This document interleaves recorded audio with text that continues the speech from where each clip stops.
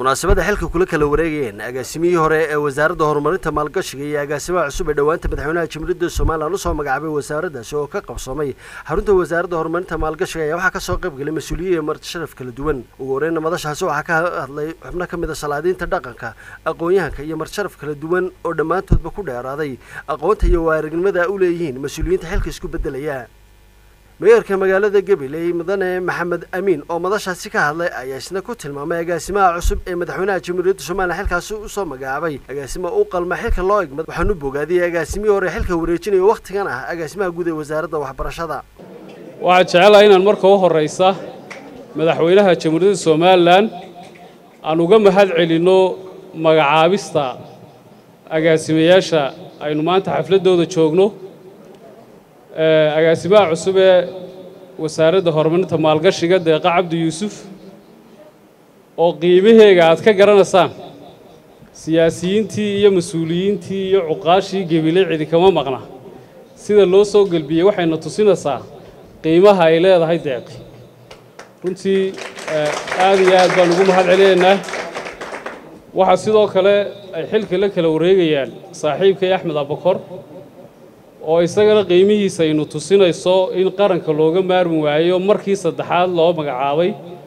agaasimaha guud ee wasaaradda waxbarashada iyo tacliinta sare hay'adda barakacayaasha Soomaaliland Cabdikariin Maxamed Axmed Xinif oo madashaasi ka hadlay ayaa sida tilmaamay waayaragnimada iyo aqoonta uu leeyahay labada mas'uul ee xilka la kala wareegaya dhalinyaradii shaqay doonaysaa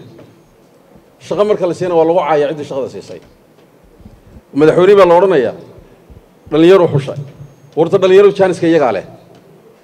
jaaniskan maanta dhalinyarada leh horina waa looga haystay waliba waxa ku soo noqday waxaynu arki jirnay dhalinyaro sii socoto tahriibaysa sanadkan waxa bilaabmay dhalinyaradii tahriibtay inay soo noqoto agaasimaha hore wasaaradda horumarinta maalgashiga waqtigan ah agaasimaha guud ee wasaaradda waxbarashada iyo sayniska Axmed Abakor Maxamed ayaa isna waxa uu ka warramay jeedooyinkii iyo sababihii madaxweynaha Jamhuuriyadda Soomaaliland u aasaasay wasaaradda horumarinta maalgashiga oo uu tilmaamay inay wax weyn ka qaban doonto horumarka dalka markii wasaarad laga dhigay waxyaalihii ugu horreeyeen culayska saarnay waxa idin la sameeyay markaa structure-kii wasaaradda horta oo qaab dhismeedkii wasaaradda la sameeyo wasaaradda markaa 4 waaxood baan u sameynay waaxda maamulka iyo maaliyadda waaxda markaa maalgashiga waaxda markaa qorsheynta iyo markaa cilmi baarista iyo waaxda free zone xeerkii siyaasaddiina waa dhammaystirantay maalinteedu anigii soo bandhignaydana siyaasaddii qaranka la wada tashigii u dambeeyey baynu sameynay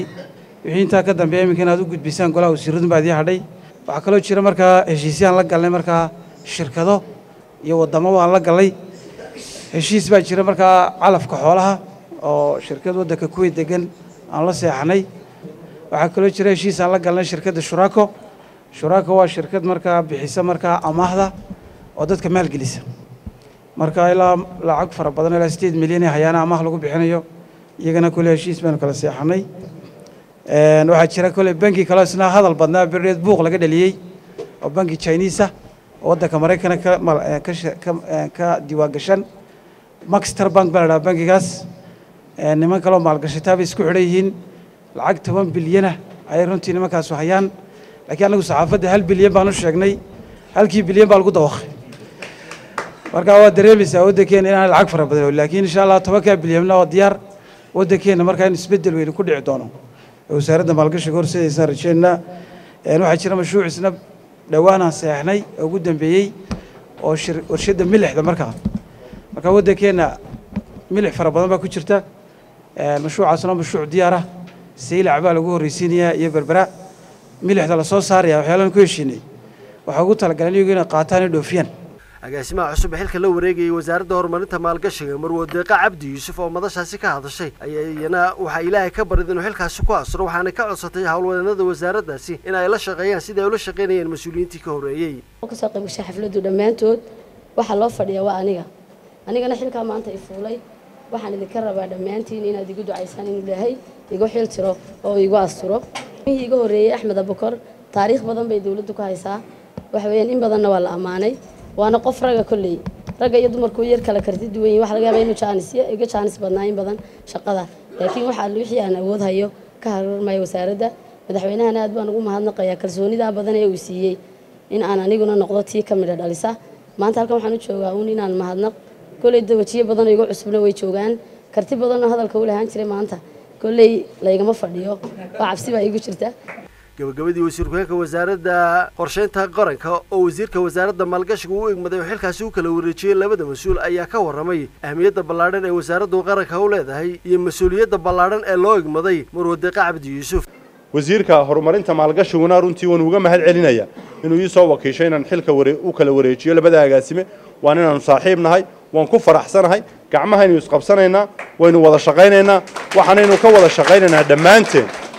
mas-uuliyiinta madaxweynuhu qaranka u igmaday shaqadiisa waxaynu ka wada shaqaynaynaa sidaynu uga midho dhalin lahayn hamiga iyo rajada madaxweynuhu uu ka qabo dalkan horumarkiisa